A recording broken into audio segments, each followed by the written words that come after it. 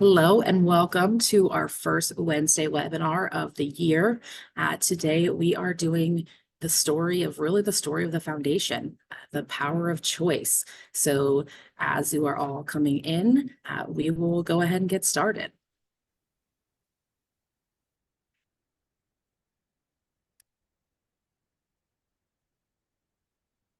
Jump into the first video. There we go.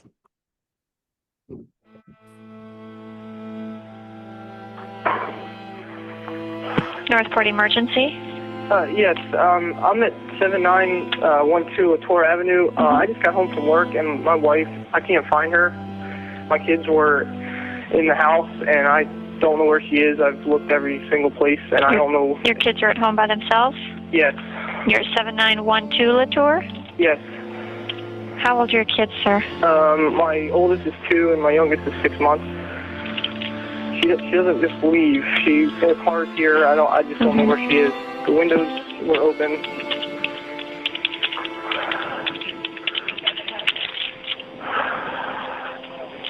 And then, I don't know. I have no idea. Okay, hold on 1 second, okay? Okay. You know what? I don't know where Mommy is.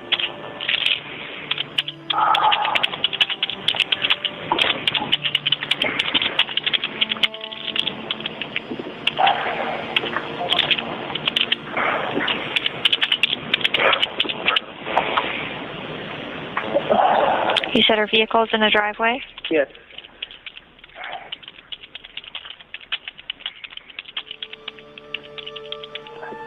Does she have any medical conditions? No. Her purse is here. Her cell phone is here. I don't know. I don't know. So you don't know what she was wearing today? I have no idea. I haven't talked to her since, I don't even remember, 11 o'clock maybe? Did she say anything around 11 that was out of No. normal? Okay. No. Her phone is ringing.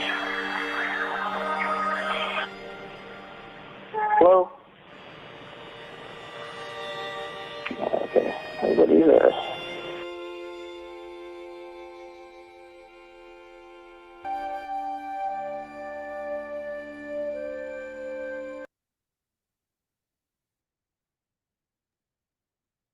So for those of you who have not been in Nathan's class before or a keynote, how many choices do you think we make in a day?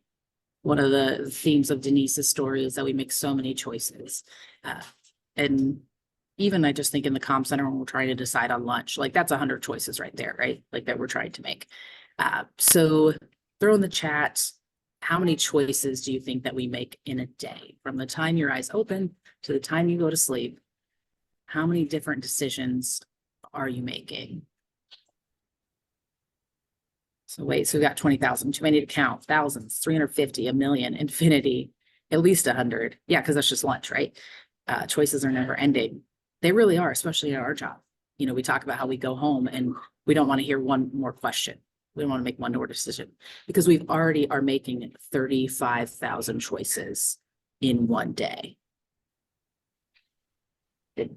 And it just, as we go through this, we'll talk about choices and how they impact and the effects that they can have on everyone. So I really think this quote sums it up. And I definitely can get why Nathan uses it, because you are free to make whatever choice you want, but you are not free of the consequences of that choice. And although in a lot of different jobs, you make an impact, the role of dispatch, this could not be more true. Every single decision we make, action we take can potentially have, you know, really significant good or bad consequences and ripple effects. Again, everything we do, there's some type of ripple effect, whether we see that right away or later on. Again, positive or negative, we are always making ripple effects in the center. So the call we just heard is the beginning of the Denise Amberley story as it relates to the foundation and what we do. And so now Nathan is going to go into a little bit more of that story and provide just a better picture for those who haven't heard about it of how that's impacted our industry. All right. Thank you, Halcyon. Appreciate that. Yeah, welcome everyone. It's an absolute honor and pleasure as always to come to you virtually in the virtual world. It's kind of giving me a little PTSD from COVID back in those days, but I'm really, really honored to get this year's webinar series, Webinar Wednesdays, kicked off. And I still have this awesome opportunity to travel the country and to continue to tell Denise's story and see the impact that it's making. But 16 years in, we just had the 16th anniversary just last week on the 17th, and I never thought in a million years that I'd still be telling the story 16 years after it happened. But I just think, as you all, if you're not as familiar with it, or if you haven't heard the full story, I think you will understand by the end of today's webinar why this story is still needing to be told. Because what happened in this case, what happened in dispatch on that night when my wife was kidnapped,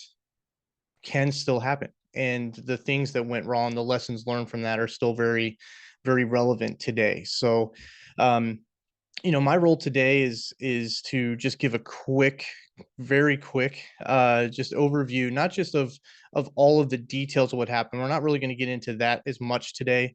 I'm just going to talk to you about the personal ripple effects, the ripple effects that not only myself dealt with after this, but the other ripple effects that don't ever stop. And those choices that you make in your comm center on a daily or nightly basis, like Halcyon said, can have amazing consequences, but they can also have devastating consequences. And so that's what I'm going to do today. Halcyon is then going to tie in a lot of the ripple effects that something like this incident could have on you and your agency, and I think that's, one of the main missions, at least from my perspective, as I travel around the country. I obviously don't want what happened to Denise to happen again. I also don't want what happened to these 911 centers that were impacted in this incident to happen again. I don't want this to happen to you. So again, thank you for being here. It's great to come to you all virtually. And I do have to say, before I get into the really important details, I promise you, no matter where you are, unless you're further south of me in Southwest Florida, my weather is probably way better than yours. So I'm going to make you all jealous of that just for a really quick second. It's 75 or 78 degrees outside right now here. So anyway, so Denise Amberley, Denise and I met very, very young. We met in high school. We didn't start dating in high school, but we knew of each other. And it wasn't until her senior year of high school, when I was in college, where we met. And when this incident happened, she was 21. We had been married for 2 years, and we had 2 little boys already. We didn't waste any time. We got our family started very quickly. We had our beautiful son Noah, who was 2 when this incident happened. We also had Adam, who was only 6 months old, as you can see in the picture there. He was very, very little. He was a baby. So, blessing in disguise that they were so young, that, this could have probably had more traumatic impact on them than it did. It did impact them in a way. Noah, does have some trauma. Like, he doesn't remember details, but a ripple effect, if you will, is, his brain remembers the trauma. And so he does, struggle a little bit with certain things. And but he's doing amazing, and so is Adam. Very, very blessed. Noah's 18 now, he's a senior in high school, and Adam is 16. The other little interesting fact about this case was that Denise's dad was a police officer. And as I'm going to get into after I play a video here in a few minutes, one of the big breakdowns, unfortunately, happened by his agency. One of the big mistakes that happened was by his own dispatch center, and which made this case, I think, catapult hot. It made it very, very newsworthy, and it went into the national media. A lot of you have seen the Dateline, Primetime, Dr. Phil, all those shows. So and then she also had two siblings. She had a little sister, Amanda, and her younger brother, Tyler. Both of them went into public safety now. Amanda's a dispatcher here in Southwest Florida, and Tyler is a police officer here in Southwest Florida. Um, so, one of the things I, sometimes in your world in dispatch, and I travel still, I was just in 3 different states last week alone. But one of the things that I think is good every now and then in this job is to, kind of take away some of the analytical things and just really focus in on something from a personal perspective. And you all are taking call after call after call. A lot of times it's probably very easy, and I hear this all the time, to start losing faces and start just thinking of people as callers and not people. And one of the biggest challenges with your job is combating complacency and combating the burnout and the compassion fatigue and all those things that you hear in other sessions and you talk about probably on a daily basis. And I think one of the, a way to help snap you out of some of those frustrations, some of those challenges, is to every now and then just kind of have a reminder, like a reset, where you can, take a step back for a second and remember why you do this job and remember how unbelievably important you are, because you all got into this job knowing that, but how quickly can that fade, with the rigors of this job. And I think Denise's story has kind of become that catalyst. It's kind of become that reset button, if you will. So I'm hoping today, even though we're only doing this in an hour, and normally I'm teaching in an 8-hour class, which I'm going to have to, in my brain, adjust here. I hope that you leave today just remembering why you do this and remembering what a critical role you play, and that you want to do the best you can every single time, because you never know which moment in your life that you'll be judged on. And that I stole that quote from Sully Sullenberger. So a little bit of background of Denise and I's story. Denise, like I mentioned, we met in high school. We knew of each other in high school. We didn't meet until a couple years later. We were taking a math class together. And, it was one of those, it was back in the day when if you wanted college credit in high school, you actually had to go to the college and take the class. And I was in college, but I was taking some community college courses, and Denise was in this class with me, and she immediately got my attention. And I was trying over the first couple weeks of class to work up the courage to ask her out. And it's funny looking back, and my job now is I guess you would say it's public speaking. I get up in front of people every other week, or every week, or every other week, and talk in front of people. But walking up to Denise was, and walking up to, a pretty girl, I guess I should say, when I'm single. I'm married now. But was very hard. And so I finally worked up this plan, and I decided after class one night I was gonna wait till she left, and I was gonna approach her from behind in the parking lot, which, when I hear that, sounds very, very stalkerish, but creepy, I guess. But as soon as she got to the door and I was about to follow her out, she turned and took a beeline to talk to the professor. And so at that point, I decided to abort my mission, and I was going to just try again next week when we had class again. But just a few seconds after I walked out the door, I heard this voice behind me say, "Weren't you in my law class in high school?" And I turned around, and it was Denise. And she was referring to a class that we took. We took one class together in high school, law studies. And I said, "Yeah, I do remember." And I was in that class. And I did the whole Joey, how you doing? No, I didn't do that. But I we started talking, and my fancy way of asking her out was I wanted to ask her, she wanted to go study sometime at the college, like study, because, and she said yes. And I gave her my phone number, and she called me the next day, and we ended up going to study. I asked her out on a date, and on our first date, I took her to this really, really fancy restaurant called Applebee's. I don't know if y'all have heard of it. Back in those like 2 for $20 days, if you remember. But I took her to Applebee's, and yeah, that was our beginning. And Denise and I hope all of you that are watching this have a story like this. And I've been very blessed to have another story like this when I got remarried 5 years ago to my wife Tanya. But um, you just know, and I know you hear people say that all the time, and it sounds cliche, but when you meet that special person, that soulmate, if you will, I just knew, and I think she knew as well. And so we started dating, and one of the most awkward things was our first date was on January 19th.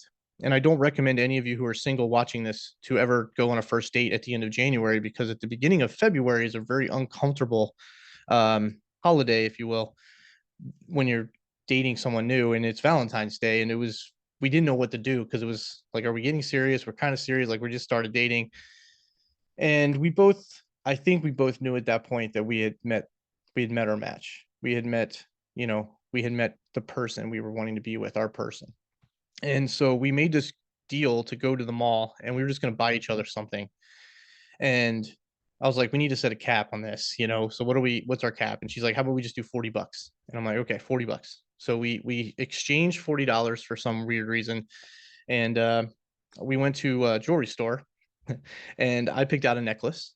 And Denise picked out a little, like, super inexpensive, like, heart ring that had like a tiny little stone in the middle of it.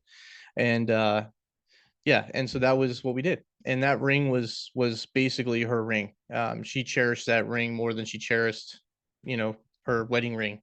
When we finally got married, that was her ring. And as you're going to see in the video that we're going to play in a minute, she ends up leaving that ring behind in the kidnapper's car that night when she was kidnapped from our house. So, but so we fast forward. We're we're in our college dorm, or a college apartment, and we had just moved months before, and we were going to the University of South Florida. And we were trying to decide. We had just found out that she was pregnant, and um, no idea how that happened. uh just kidding. But we were just we knew we wanted to get married. We just were going to wait till college was over. Like, we weren't there yet, but we knew it was going to happen. And so we're sitting on the couch, and I'm like, what do you think? Your mom's kind of telling us we should get married. Like, what do you want to do? Do you think we should get married? And she's like, yeah, I mean, I guess, what do you think? I was like, yeah, I mean, I'm down. Like, if you if you want to. And then we sat there in, like, the most awkward silence. It probably was only 5 seconds, but it felt like it was 10 minutes. And she goes, so are we engaged now? And I was like, I guess we are. And so that's how it's done. That's how you propose right there. You don't need a jumbotron. You don't need anything crazy. But it seems so silly, and I was so embarrassed for such a long time. But I love that part of our story, because that was special. That was a special moment. So we ended up getting married, and we ended up having Adam very shortly after. Noah and Adam are 18 months apart to the day. And yeah, and we were starting our life. And I had worked a couple different construction jobs early on, but I finally found my career path, which was going to be with our power company. I was going to go become a lineman, but at the time I was reading meters. That was like the entry job into Florida Power and Light, which is where I worked at the time. And the story really kind of got started just like every Dateline episode starts. It just was another day, and I went to work, and I talked to her a few times on the phone that morning, and that was it. I get off work, call her, she doesn't answer. Call her again, she doesn't answer. I had a 25-minute drive home. I called her 7 times because it wasn't unusual for her not to answer the phone, because she was a stay-at-home mom at the time. But normally she would call me back pretty quickly. And I started getting a little worried, and also needed to determine, I wanted to know if she wanted to go to the grocery store with me, or if she wanted me just to go. And finally, I when I got off the interstate, I went the direction of home, because I just wanted to make sure everything was okay. I didn't think anything, obviously, to this extent, where she was kidnapped by some random person. But I, just thought maybe something was going on with the boys or whatnot. So I ended up getting home, and walking in the house, and finding Denise home alone, or finding the boys home alone without Denise anywhere. to be found. All of her items, like her phone, her purse, keys, all that were still in the house. Everything looked normal except she wasn't there. And come to find out that we know now that a random person who had never met before, who had no criminal history, decided that that was the day he was going to go find some random victim and kidnap her around 1 PM and rape her, and then later that night murder her. And I get home, I dial 911. That was the call that you heard at the beginning of this webinar.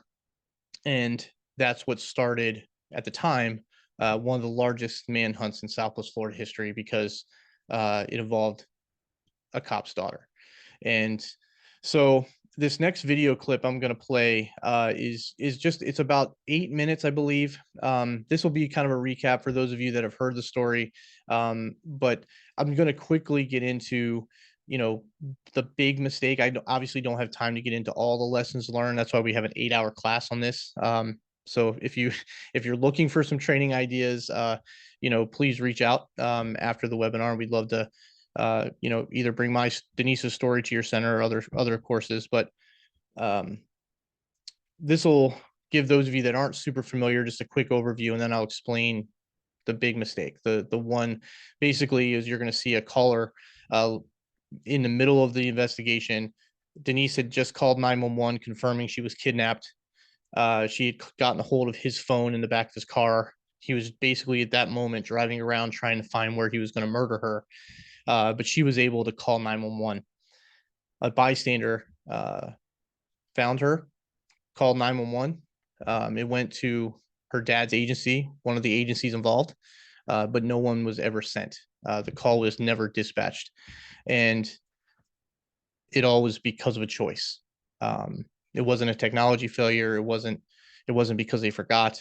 It wasn't because one dispatcher thought the other sent it out and vice versa. I'm going to get into what exactly happened. So I'm going to play this video and then we'll continue the presentation. Ready, Daddy? I'm ready. You ready? Denise Amber Lee, a devoted wife and loving mother. Oh my goodness. Her husband Nate working 3 jobs to make ends meet. They'd rented a house in Northport, Florida, a perfect safe haven for their growing family, or so they thought. January 17th, Nate came home from work to find his 2 young sons lying together in a crib, but Denise nowhere to be found. Had you ever known her to leave the children alone? No. So when do you start to freak? I started freaking about then. Nate called his father-in-law, Rick Goff, a 25-year veteran of the Sheriff's Department in neighboring Charlotte County. He was like, Denise is missing. And I'm like, going, what? You got to explain what you mean by that. And he says, I'm telling you, she's missing. She's not in the house. It would turn out she'd been kidnapped by a stranger. The suspect spotted in the driveway by a neighbor, a paunchy guy in an old green Camaro. Not long after, a stomach-churning 911 call from Denise herself, who'd managed to sneak her abductor's cell phone away from him while he was driving. First thing was her screaming. Does it get more awful than that to hear? You know, she's answering the 911 operator's questions by laying on the phone and listening to it. Giving some sort of a description of the guy? Yeah, but she's making it sound like she's talking to him. I mean, she was really smart.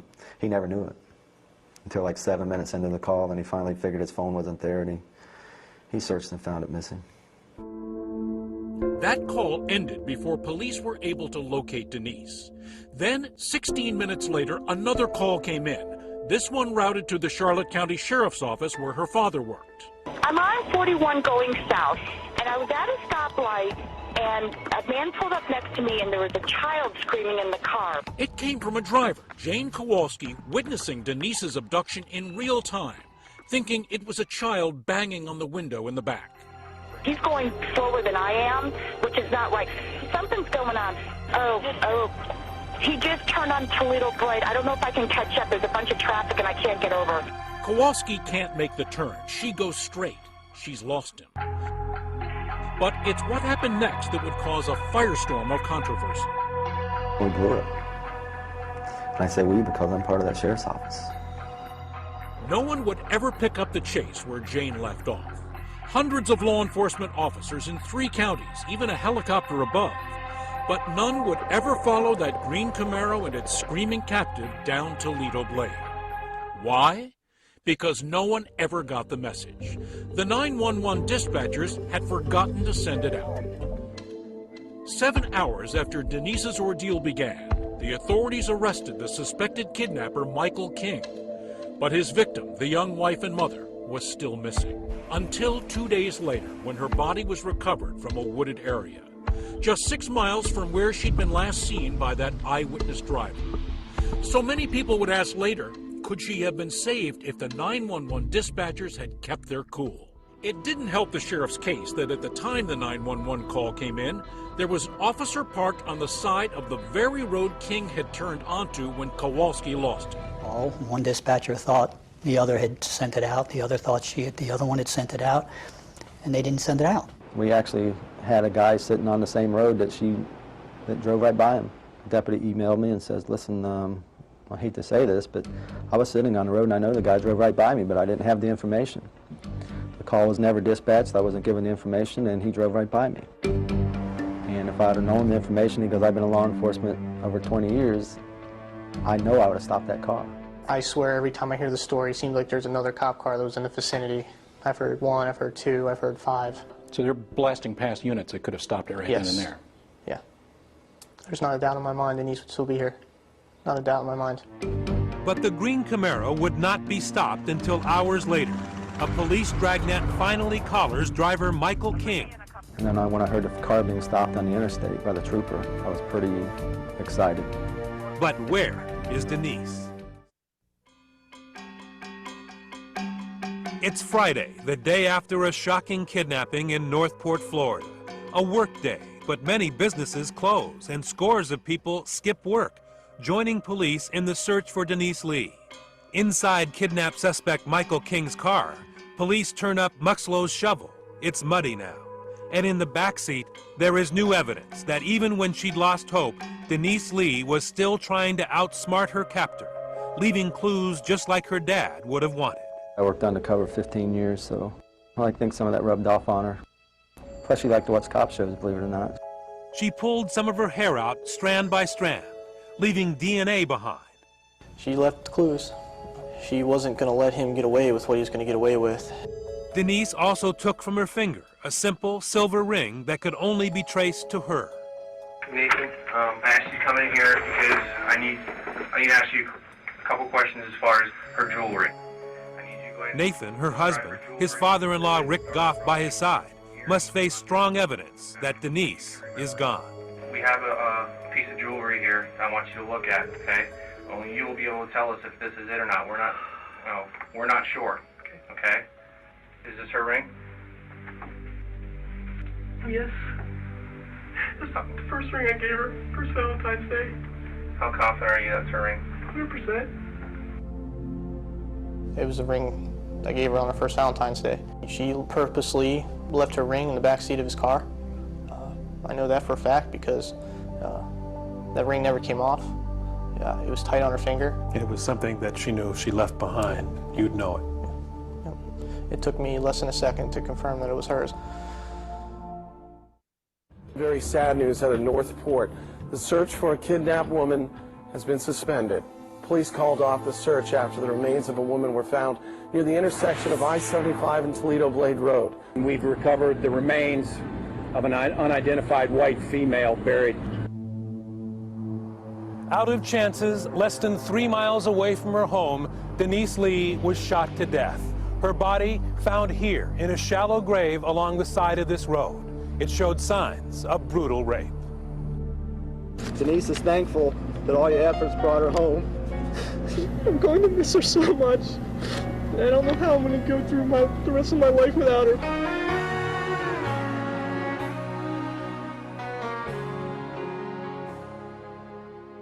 Got a picture of you I carry in my heart. Close my eyes to see it when the world gets dark. Got a memory of you I carry in my soul. I wrap it close around me when the nights get cold. And if you ask me how I'm doing, I'd say just fine. But the truth is, baby, if you could read my mind, not a day goes by that I don't think of you. After all this time, you're still with me, it's true. Somehow you remain locked so deep inside.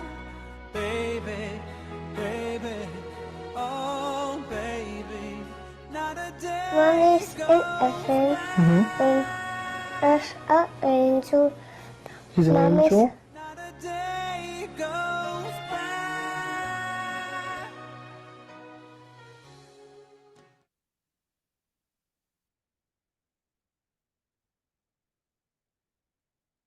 So you saw in the video clip that, everything, came down to that one 911 call. And, in the 8-hour training, there were multiple opportunities or multiple lessons learned.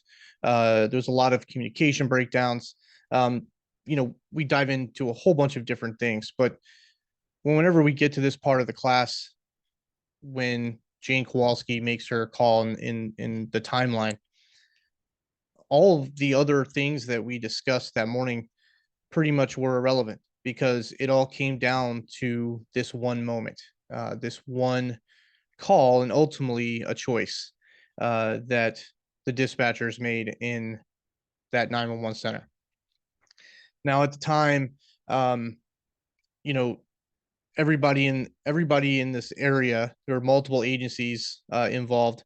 Everybody in this area, from the communication side, understood what was going on, had all the details of the incident. There were multiple officers that were deposed as part of the civil case that admitted they did not know some of the details, mainly the vehicle description that they had, earlier in the day. But because of radios not being patched, CADs not being shared, there was just a lot of miscommunication. You had a lot of officers wanting to assist because it was one of their own, but getting all the information streamlined, getting everyone onto a channel that everybody could communicate was a struggle until it was too late. And there's a lot of things we talk about in that class that, being in 2024, interoperability, regional radio systems, statewide radio systems, a lot of that has come a long way since 2008. So some of those things wouldn't be as big of a challenge.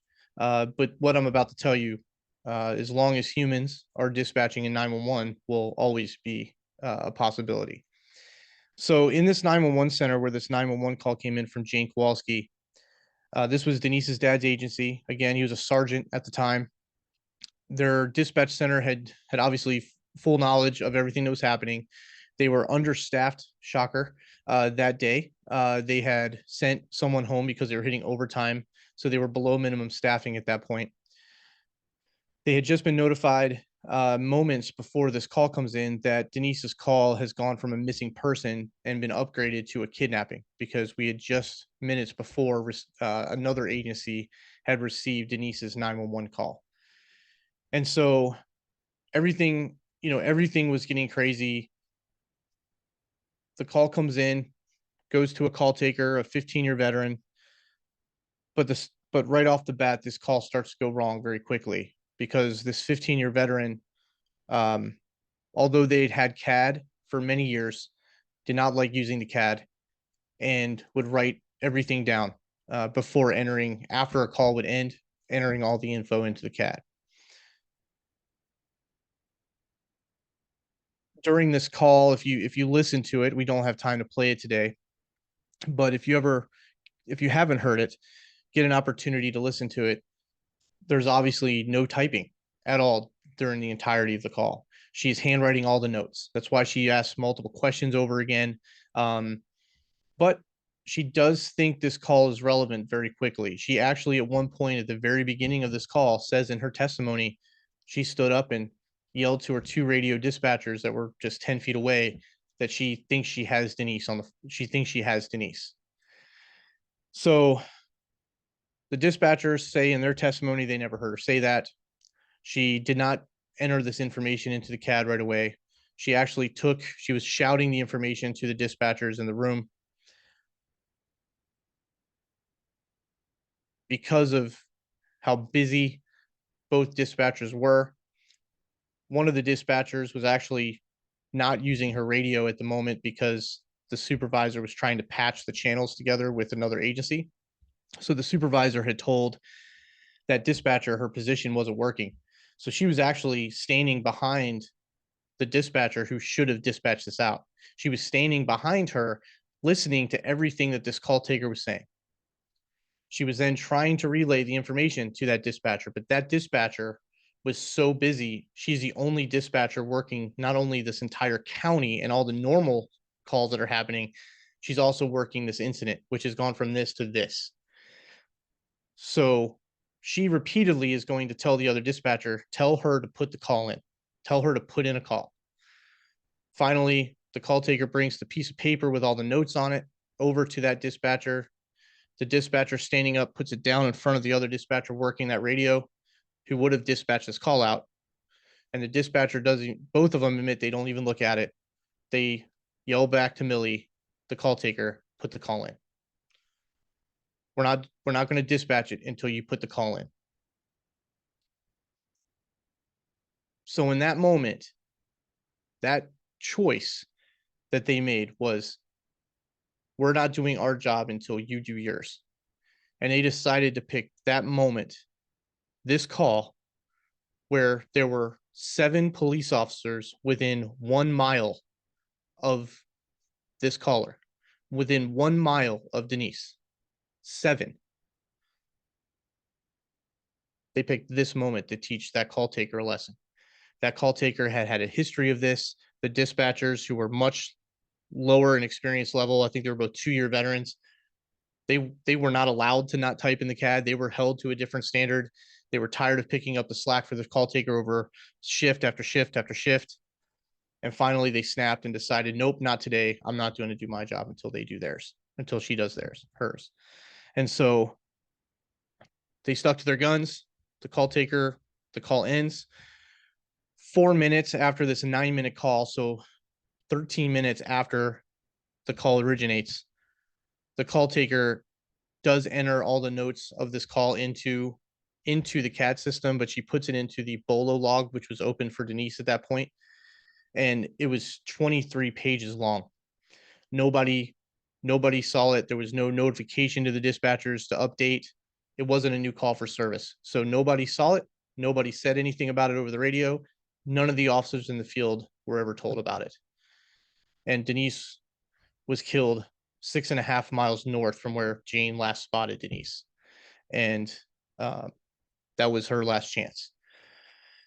And so, you think about, not only the ripple effects, in a case like this, but you just think about all the different times in your job where one of the hardest things, like we talked about before, on top of all those things I already mentioned, is also, dealing with other people, having to handle and deal with callers who might not be the nicest, or who might, not say the nicest things, or your frequent flyers, all those things that get very frustrating.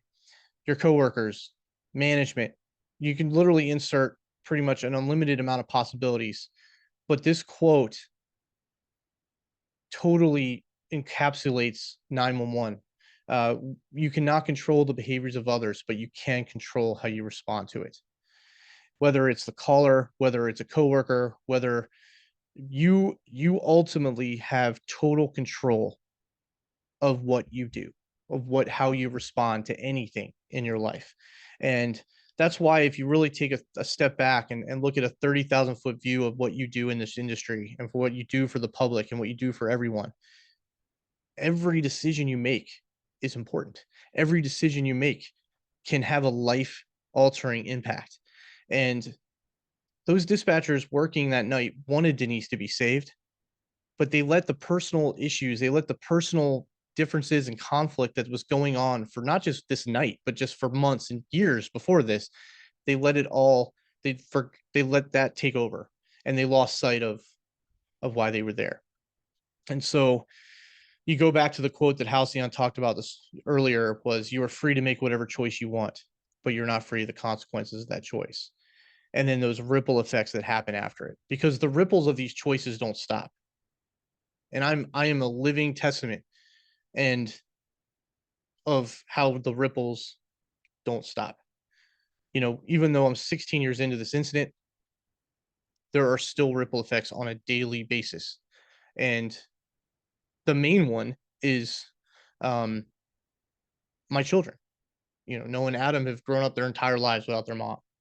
And I'm gonna hit on that in a second. But I want Halcyon to kind of, you know, I think there's another spin here, because it's not just about the impact of the caller. It's not just the impact of the people in the public. But if you think about, if you were one of those dispatchers and you lost sight for that brief moment and you decided to make the choice that those dispatchers made, just think about the ripple effect this may have had on you, and not just you, but your coworkers, your agency, etc.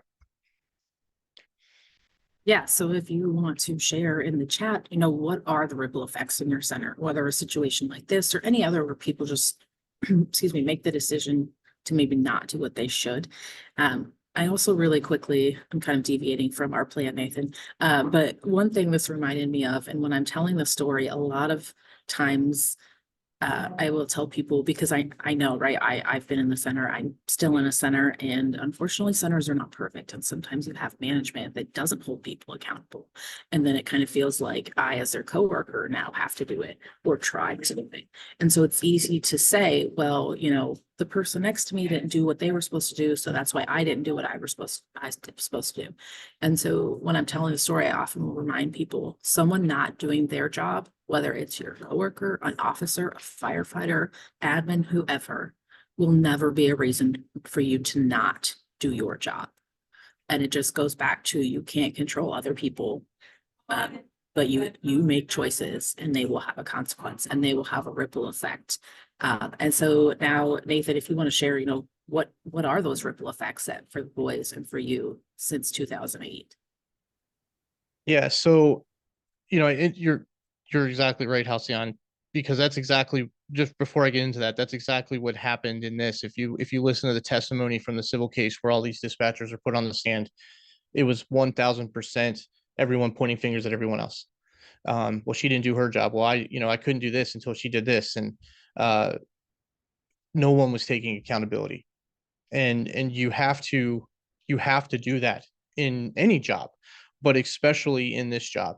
And you know, not only, you know, you may not have a Denise Amber Lee incident happen in your center, gosh, I hope you don't, but you know, how many times do we turn on the 6 o'clock news and there's a 911 call that didn't go right? And ultimately it generally came down 1000% to a choice. Somebody decided to talk to someone a certain way, someone decided not to do something they should have done. Yes, no one's perfect and mistakes are going to happen. But if you, a lot of times, if you look at a lot of these incidents like this, like Denise's and others, Kyle Plush, it all came down to a choice. And the you know, I can get into, obviously, you know, the ripple effects. Some of these are pretty obvious, right? You know, you have the number one, you know, ripple effect from this incident was Denise. You know, Denise was 21 years old. She was just just the beginning of her life. We were just at the beginning of our amazing story. And, you know, just thinking of all the things that could have been, all the things that she could have done, the impact she could have made. I promise you, she was one of, if not the most amazing human I've ever met. And it's so frustrating that she did not get the opportunity to, you know, live the life that she had dreamed of since she was a little kid. But she wasn't able to be there for her kids. And, you know, that had to have, you know, that's in my opinion, you know, the most devastating thing here. And I think you just and not to just keep, you know, hounding this, but I just hope that the next time that you have that moment in your center where you feel that moment of weakness, where you feel that you almost snap, where you feel like the caller is just pushing you and pushing you, or you have a coworker just pushing you and pushing you, just remember that no matter what, you can choose how you respond. And, this picture of the boys was taken just a few days after she was killed. And, going through the progression, picking up the pieces, me being thrust in all of a sudden, I'm now raising my kids by myself. And to make it even crazier is we were finding out all these different things that happened that didn't go right. And I had the Today Show knocking on my door before we even had the funeral for Denise. And her story was grabbed by pretty much every national media outlet you can think of. I, at that point, I was starting to learn of all the 911 things that went wrong. I was wanting 911 to, I was wanting to help 911 be better. That was instantaneously the first thing was, the people that started reaching out to me after this incident, most of them were in 911 wanting to apologize for what happened.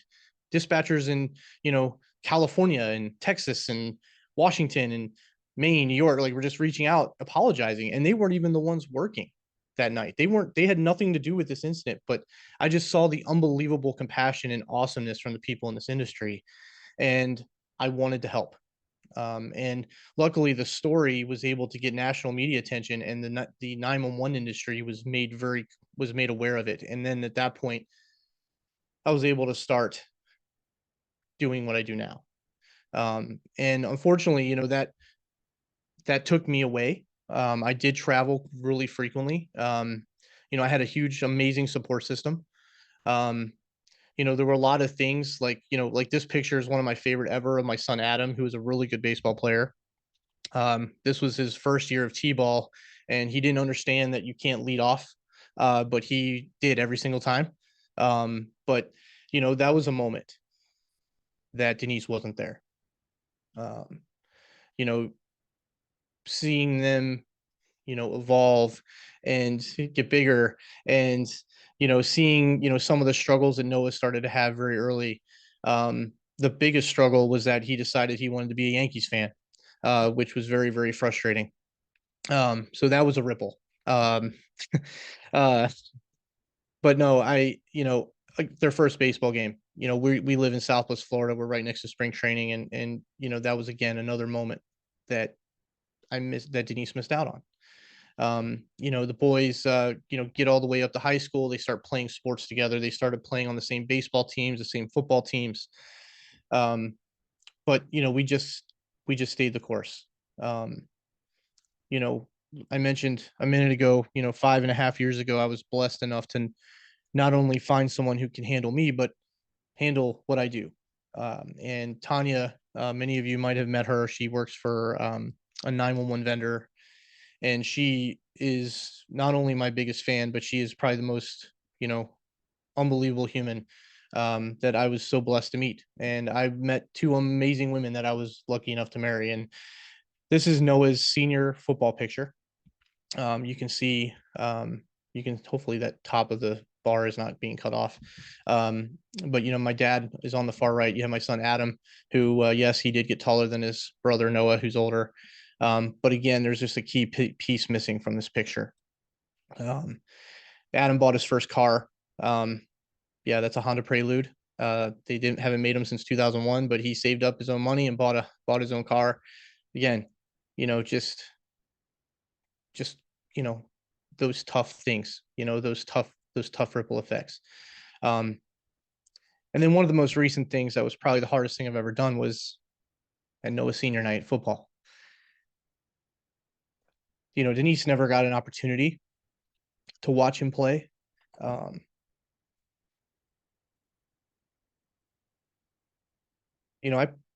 played sports through high school. I was a musician. My mom was there for everything. My dad was there for everything. And I can't imagine. I can't imagine, and she should have been with me in that tunnel when his name was called, being recognized as a senior. So, I just hope that you all don't ever underestimate the impact and how important you are and what you do. I know not every call you all take is a life or death call, right? I mean, Some of you are dealing with more mundane calls that aren't emergencies than actual things that are making an impact in someone's life. But even those calls, maybe that person 5 years later, after you treated them really well, you gave them good customer service, they called 911 about something that they really shouldn't have called 911 about, but you helped them when they needed it. You treated them with respect. You did what you were supposed to do. You never know what they might see down the road. You never know what, maybe they could have been driving around Northport, Florida that night when Denise was screaming in the back of the car, where a half a dozen people admitted that they saw Denise screaming that night, but never called 911. What if one of those 6 people didn't call because they had a bad experience in the past calling?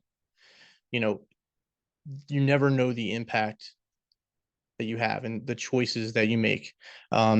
And, again, you're free to make whatever choices you want. And one of my favorite movie franchises in all the world is Star Wars is one of them, but Harry Potter is the other one. You can call me a nerd, but is our choices that show who we truly are far more than our abilities. And yeah, I'll pass back to you, Halcyon. You're a nerd. So throw that out there. So one of the questions that we get a lot, like I know Nathan gets it, and I even get it sometimes when I talk about the story, is, the boys, people, this has been 16 years, they've grown up now. What does that look like? So last year for Be the Difference, actually, we put together a video now to show you, and I do want to put a disclaimer. If those previous videos were tugging at your heartstrings, making you a little emotional, just you wait. But here is a look at, the Lee boys, semi-grown up.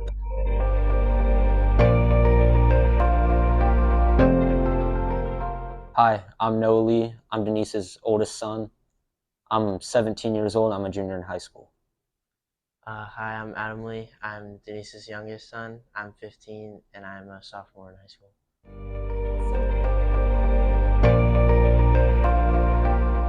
I like to play football. I play football for my high school. I'm a running back.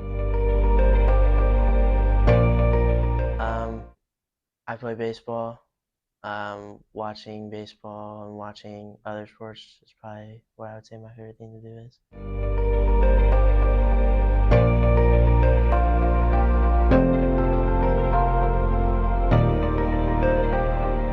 I liked Washington, D.C., all the monuments and stuff. That was pretty cool. Probably when we went to Boston, because he took me to a Rays and Red Sox game at Fenway Park. That was probably the best memory I have.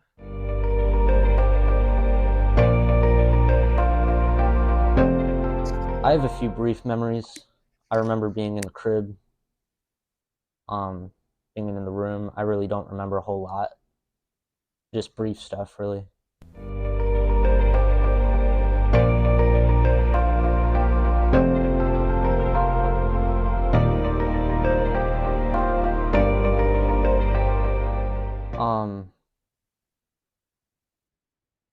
I was probably around 4 or 5 when I kind of realized, she's gone. But I was probably around 14, 15 when it really started to hit me, when I really started to understand. I've been growing up without a mom for a while now. I don't really remember how old I was when I realized what happened to her, but when I realized what my dad did when I was about, I'd say around 8 or 9 years old.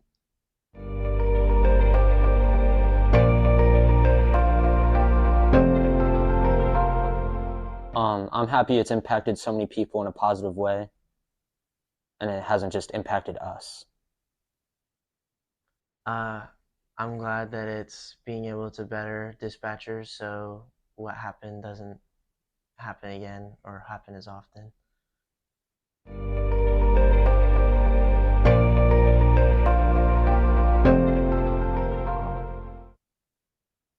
Probably just, I love you, I miss you, wish you were here. Probably, I just wish she was here.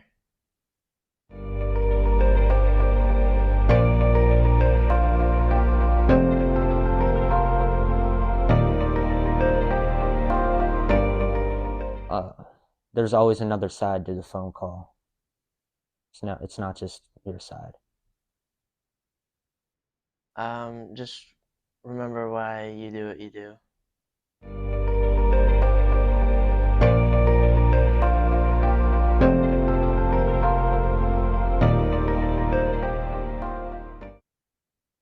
Yeah, I really that was a really awesome video. The boys last year at our Be the Difference conference, which was in Myrtle Beach. We're about to go to the one in Knoxville next week. So hope to see some of you there. But that was the first time the boys had ever seen me speak, and we're going to see me speak. And Halcyon was awesome. She took the boys aside and talked to them a little bit. You know, they wanted to get up and talk, but it was going to be a little nerve wracking for them to get up in front of, 400 something people.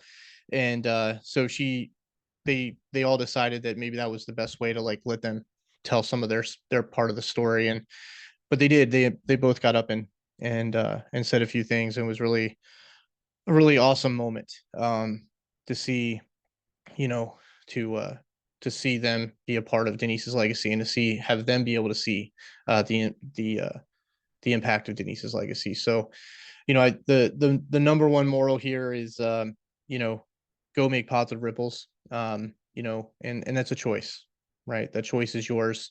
But I know, I speak for Halcyon. We can't thank you enough for joining us today, for registering for this webinar.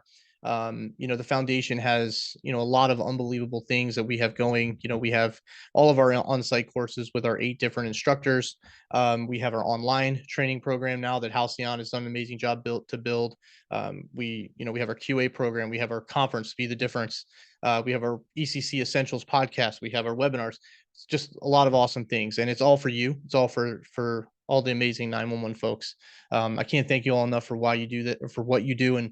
And I personally don't know how you do what you do. But I just can't thank you enough for the sacrifices and the impact that you make every day. So that's it. Halcyon, I didn't know if you had anything you wanted to finish with. Are there any questions? Yes, just thank you guys in the chat. Excuse me. In the chat, I did throw the link so you can grab a certificate for today's webinar. If you have any questions, feel free to reach out to Nathan and myself. I'm obviously very biased, but just being able to attend his 8-hour, I think, is so impactful and such a good reminder, whether you're a new dispatcher or, maybe you're to that burnout phase, or a little, what some people might call a little bit of an old crusty. It does provide that kind of anchor back to remembering why we do what we do. So again, thank you guys all. Thank you for the wonderful comments in the chat as well. It is, thank you all. that Nathan shares this. But yeah, that's all I have. Fantastic. Yeah, thank you all so much for being here, and thank you so much for the kind words. It really does help. Right? Obviously, telling the story over and over again, even if it's just in a 60-minute setting, is not the easiest thing. But I always kind of compare it like it's nothing. It's not nearly as hard as what Denise went through, and honestly, it's not nearly as hard as what you all do every single day. So again, thank you for what you do, and thank you for being here. Thanks for your support of the Denise Amber Lee Foundation, and Halcyon. Great job. Thank you for inviting me to come do this webinar. I'm really glad we got to do it. So Yeah, happy to work with you. With that, yeah, we are good. Keep an eye on social media. We'll put out next month. We'll be talking with Brad Flanagan about technology and things that are kind of on the horizon. So stay tuned to social media and our email list for that link. But other than that, have a great rest of your Wednesday. Thank you.